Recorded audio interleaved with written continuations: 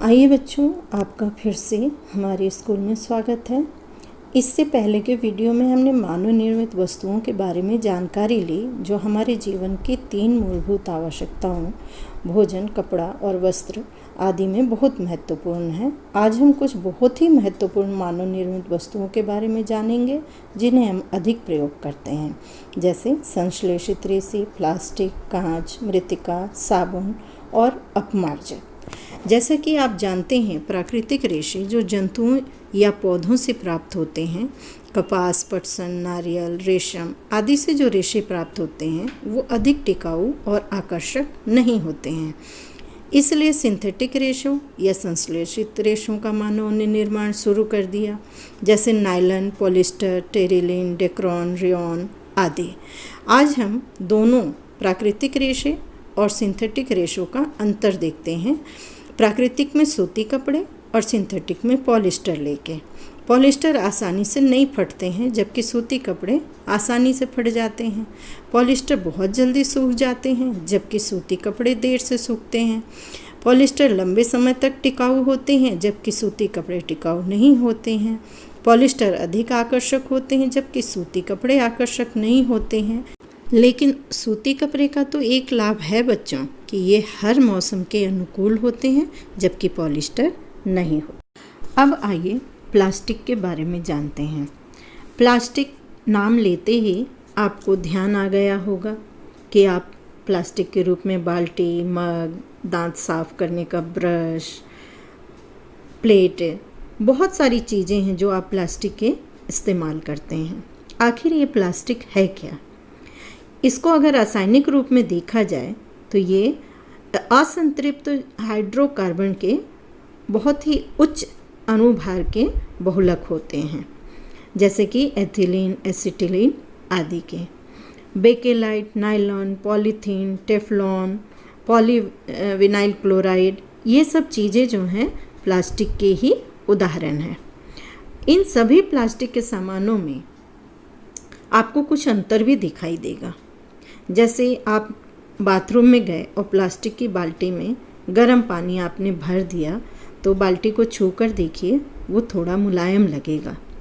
लेकिन मम्मी खाना बनाती हैं, कुकर के जो ढक्कन में या कुकर में जो हाथ से पकड़ने के लिए बेंत जैसा लगा होता है हैंडल, वो क्या मुलायम पड़ता है? वो गर्म भी जल्दी नहीं होता है, आपने देखा होगा। ना वो गर्म जल्दी होता है और ना ही वो मुलायम होता है।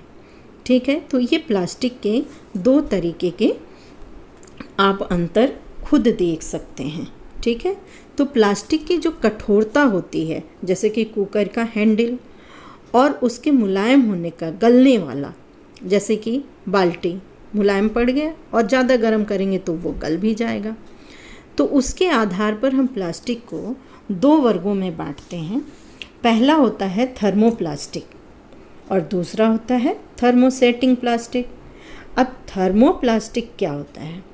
आप ध्यान दीजिए, आपके नहाने की प्लास्टिक की बाल्टी में गर्म पानी डालते ही वो गर्म होकर थोड़ी मुलायम पड़ जाती है और ठंडी होकर फिर से कड़ी।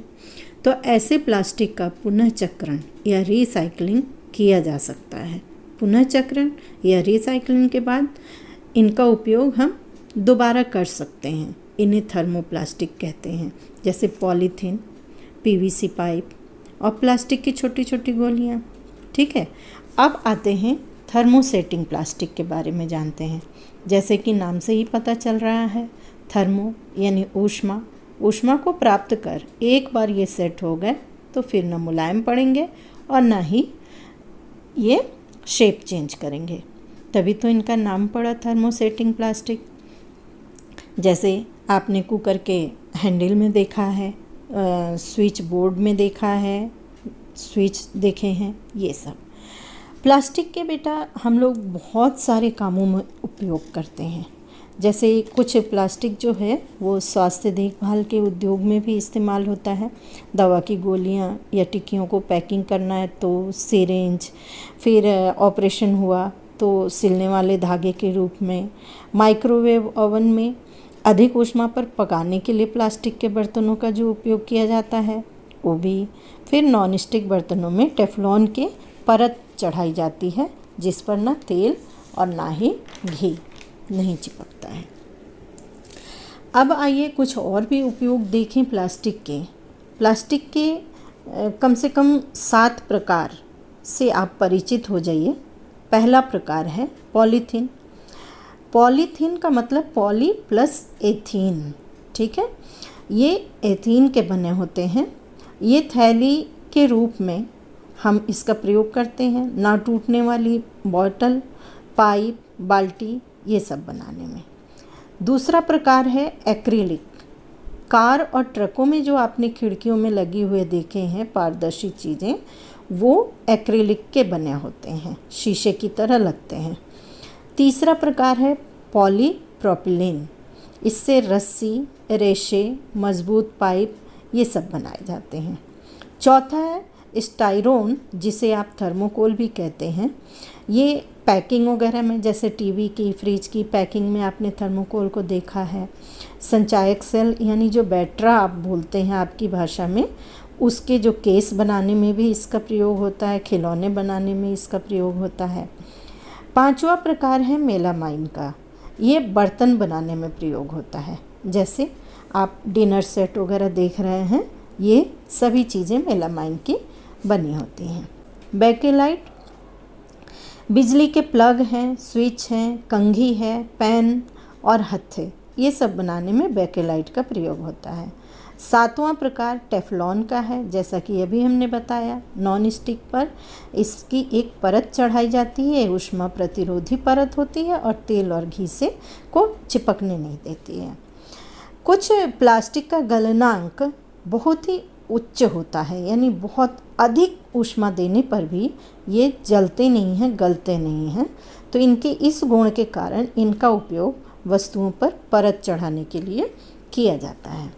हमने अभी तक प्लास्टिक के उपयोगों को जाना, ये हमारे लिए बहुत उपयोगी हैं, लेकिन हमारे दुरुपयोग के कारण ये हमारे लिए हानिकारक भी सिद्ध हो रहे हैं। जैसे पॉलीथीन जलाने से इसका धुआं पर्यावरण को कितना दूषित कर रहा है। हम पॉलीथीन की थैलियों को, उसमें जो खाना वगैरह बच जाता है, उसे हम खुले स्थानों में फेंक देते हैं।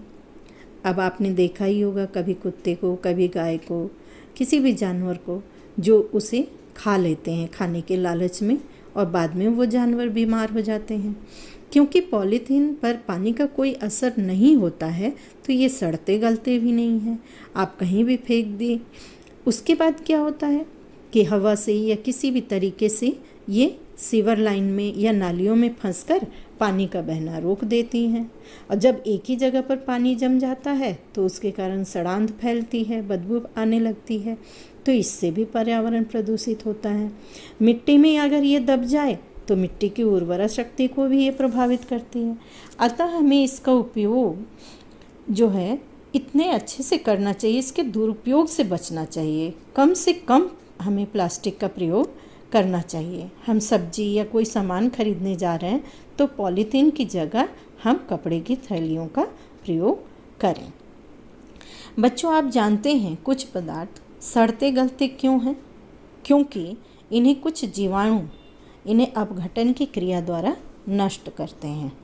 तो ऐसे पदार्थ जो जीवाणुओं के अपघटन के द्वारा नष्ट होते हैं, ये उनका एक नेचर होता है जिसे हम जैव निम्नीकरणीय कहते हैं, ठीक है। लेकिन धातु पर और प्लास्टिक पर इन जीवाणुओं का के अपघटन की क्रिया का कोई भी असर नहीं पड़ता है, और अगर असर होता भी है तो हजारों साल लग जाते हैं। तो ऐसे पदार्थ जैव अनिम्नीकरणीय कहलाते हैं, और प्लास्टिक इसी प्रकृति के अंतर्गत आता है, जैव अनिम्नीकरणीय, यानी इसका कोई भी जीवाणु इसका अपघटन नहीं करता है। इसलिए हमें इसके उपयोग पर ध्यान देना चाहिए और इसका निस्तारण भी हमें बहुत सोच समझकर करना चाहिए। बच्चों, यह वीडियो भी मेरा बहुत ही लंबा होता जा रहा है, तो मैं सोच रही हूँ मानव निर्मित वस्तुओं की जानकारी मैं अगले वीडियो में देती हूँ, ठीक है। तब तक आप मेरे चैनल को सब्सक्राइब कर लें, लाइक कर लें और शेयर कर दें। Thank you.